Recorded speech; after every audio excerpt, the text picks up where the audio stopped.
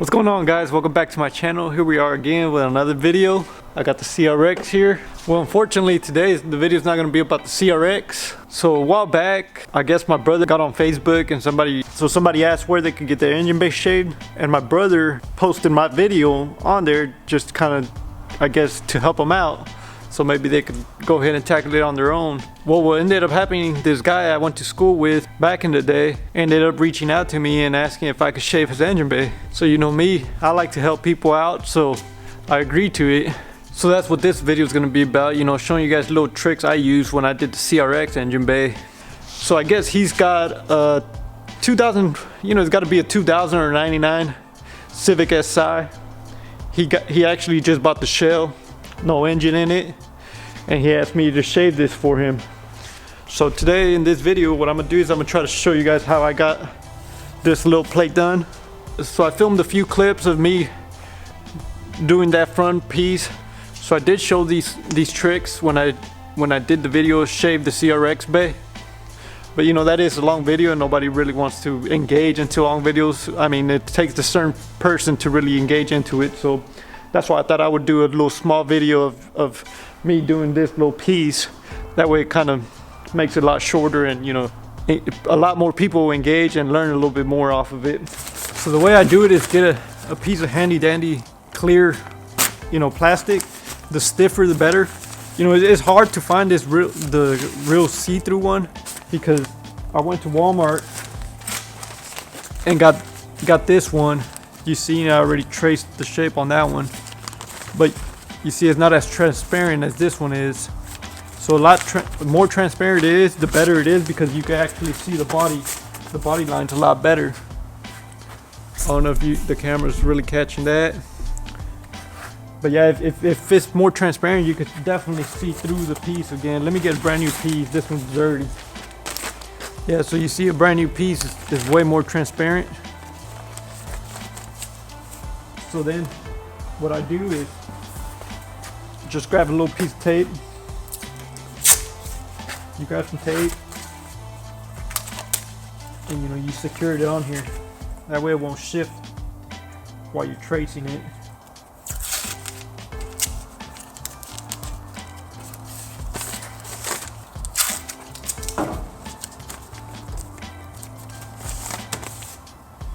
I think that should be pretty good. So then, you know, you can see exactly the body lines, kind of where you want it to be shaped. So in this case, what I'm gonna do, I'm just gonna run the pen on the edge of the little rim of this. That way it kind of sits in there perfectly, and I can just weld perfectly all around it.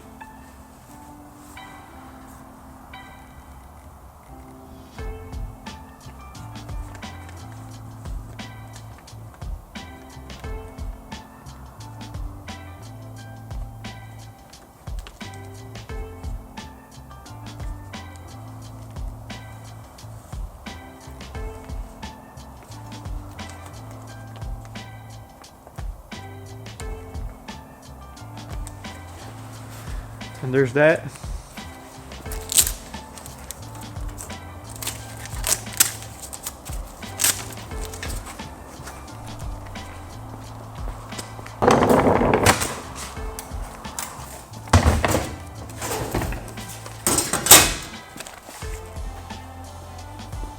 All right, so then after I get done tracing it, what I do is I'll cut it out with a razor blade.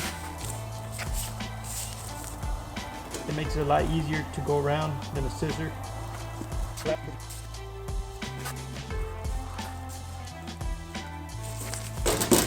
So there's my stencil. You know, it's not perfect because I always kind of want to make it a little bit bigger. That way it gives me that room to play, to grind it down and make it fit perfectly.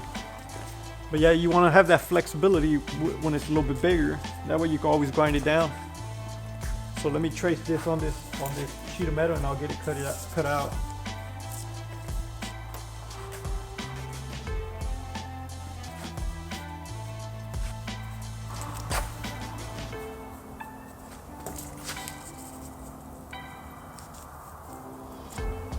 So normally if it's a big piece that I'm tracing, I will tape it down That way it won't shift on me, because since this was such a little piece, you know, I was able to hold it pretty steady. So there's that. So now I'm just gonna cut it out and then see how it lays, and then grind down what I need to grind down, and it makes it a lot easier than to have to sit there and cut it. So when I cut it out, I actually use a jigsaw because it's a lot easier to maneuver around at some edges, so I could get a little bit of, you know, pretty decent shape instead of using a straight angle grinder with a cutting blade, because that's all I could do there is go straight. So this actually gives me the flexibility of, you know, turning it around a little bit. So all I got is the metal blade, and this is only 16 gauge metal, so it's not that thick. So it does pretty good.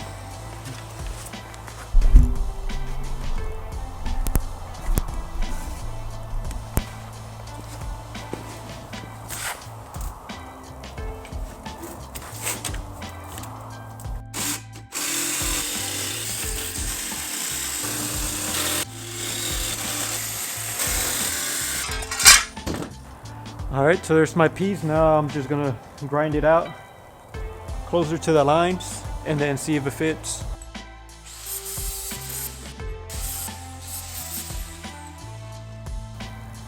So there it is, pretty close to the lines. So let's try it out. Typically the first time never really fits perfect because, you know, like I always go out a little bit bigger.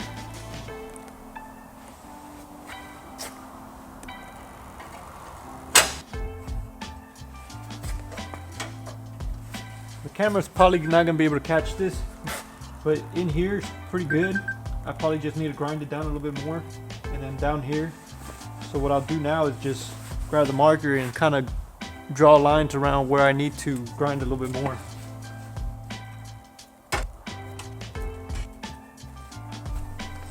All right, so this is pretty much the second time I'm trying it out. And as you can see, it's pretty good. Still needs a little bit more shaving down here, that way it can slide in better. If anything, I'll probably just shave up here. So yeah, a little bit more shaving on each end, and it should be pretty good. Then I'll just probably tack it down in here.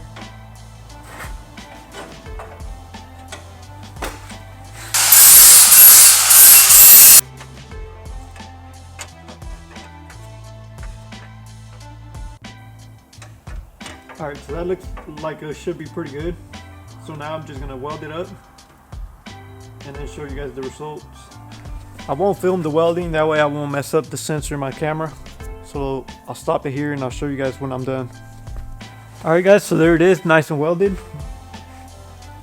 You know, I'm not the best welder in the world, but you know, it gets the job done for sure. You know, all I gotta do now is grind it down, and then, you know, it should end up pretty smooth. And then, you know, you got to run a little bit of body filler just to even it out. You know, make these lines really match up. And, you know, down here a little bit. But all in all, it turned out pretty good. As you guys can see, it turned out pretty good. You know, just clean it up now. Clean up the high points of the welds. But yeah, all in all, there it is. Should turn out pretty good. All right, so here's a few more pieces I got going on. You know, I pretty much got it ready to go. I'm gonna use this plate in here because there's a lot of valleys in here, way too much valleys, and you know, it's just gonna look weird. So what I might end up doing is try to get this plate to give me a nice little curve around here. So what I'm gonna do is just tack it little by little and try to get its shape and try to make it look, you know, as best as I can, so it just looks a lot better. Well, all right guys, so there you guys have it. You know, hopefully I helped somebody out there, and you know, you could guys learn a trick or two. You know, shaving the engine bay is nothing crazy. All you gotta try to do is try to be original and try to keep the body shape, you know, flowing, basically like if it's a part of the OEM structure, you know, that came out of the dealer. And you know, the cleaner you do it, you know, the cleaner it gets. So he is going K20, so you know, K20 shaved engine bay always looks so much cleaner. You know, I wish the CRX engine bay was this big, because I would definitely have a lot more room. I'm honestly thinking this engine bay is gonna look a lot better than my CRX. Just the fact that, you know, I could actually clean it out a lot better. So as you guys can see, you know, after mocking it all up with the plastic, you know, I did manage to get it looking real good. You guys seen that piece I had here, and then I ended up doing another strip here, and then I also welded a whole plate back here just to kind of flow with the curves and try to give it a nice flow.